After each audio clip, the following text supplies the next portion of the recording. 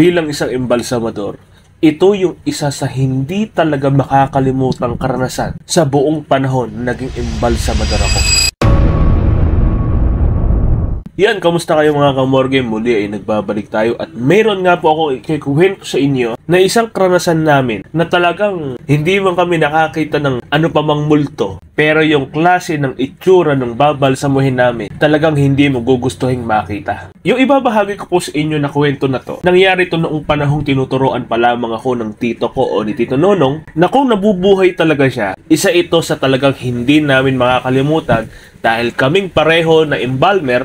Nagkatakot lang kaming parehas habang binabalsamo namin yung patay na yon. Bago ko ikwento sa inyo yung pinaka-topic po natin ngayon, bigyan ko muna kayo ng mga pahapyaw kung ano-ano talaga yung mga napagkukwentuhanan namin ni Tito Nonong. Yung bang parang ganito na kung minsan sinasabi niya na kapag ganito yung na-encounter o naranasan mong babalsamuhin mo, ewan ko na lang eka kung hindi ka matakot. At yung tinutukoy po niya na yon, ibabahagi ko rin po sa inyo. Dahil naranasan na niya, na-encounter na niya, nakapag-embalsamo na siya ng isa sa mga talagang kinatakutan niyang patay. Bali yung binabanggit niya po na yun sa akin, isang klase ng karamdaman talaga yun. Karamdaman sa balat ng isang tao. Na ang nangyayari doon sa tao na yun, umiitim yung balat, nagkakaroon ng parang kaliskis dahil sa nadadry, hanggang sa nagkakaroon ng mga sugat yung buong katawan at pati yung mukha ay nadadamay. Kumbaga sa madaling salita, halos nagmumukhang zombie yung taong pumanaw. Di eto na nga, nung panahon na maranasang ma-encounter di Tito Nonong yung ganong klase ng karamdaman o ng ganong klase ng patay, mag-isa lang siya sa morgue. Eto kasi hindi ko talaga makakalimutan dahil nga naikwento niya sa akin to eh. Nung time daw na yon, kahit kasi sabihin mo mga embalmer kami, sanay kami sa patay, kapag madahalang mong ma-encounter yung mga ganong klase ng patay, talagang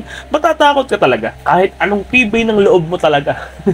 Ewan ko na lang kung sa'yo mangyari yun. Ewan ko na kung hindi ka magtatakbo sa takot kapag nakakita ka ng gano'n. Eh di ito nga, naranasan niya magbalsamo ng gano'n na talagang nakakatakot daw talaga yung itsura nun. Hindi naman sa pinandidirihan dahil sanay kami sa ganyan. Kaya lang, yung klase kasi ng itsura niya, isipin nyo na lang kasi halimbawa ako na lang. Sugat-sugat yung buong katawan ko na parang halos nagkakalislis na dahil sa pagkatuyo na pati halos mukha ko na parang mga naglalangib-langib pa. Isipin nyo nga, hindi ka ba matatakot? Ganon din ngayon yung naranasan ko. Kasama si Tito Nonong. Naka-encounter ulit kami ng ganong klase ng patay. Bali pagdating namin sa morgue, kasi hindi na kami nakasamang kumuha ng patay eh. Noong nandun na kami sa morgue, siyempre nakatakip, hindi namin nakikita pa kung ano yung klase ng babalsamuhin namin.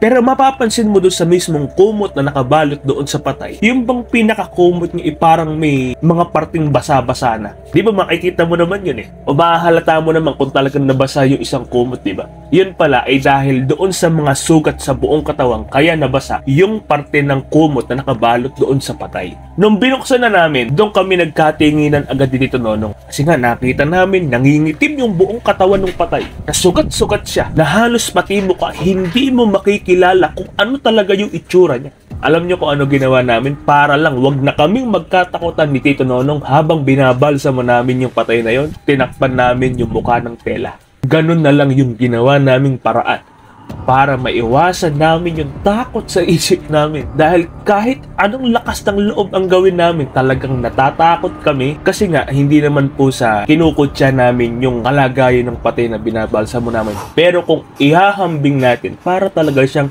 zombie. Patawad po sa naging termino ko, pero ganun-ganun talaga kung ano yung nakikita namin sa mga pelikulang pinanonood natin. Halos ganun din talaga yung naging itsura nung patay na binalsamo namin. Isa yan talaga sa mga patay na hindi namin malilimutan. Halos talagang kung pwede lang na hindi namin balsamuhin kasi nga natatakot kami. Pero hindi, trabaho namin yun na i-preserve yung patay. Kaya kahit ano pa mang takot ang nararanasan o nararamdaman namin, itutuloy pa rin namin yung pagtatrabaho.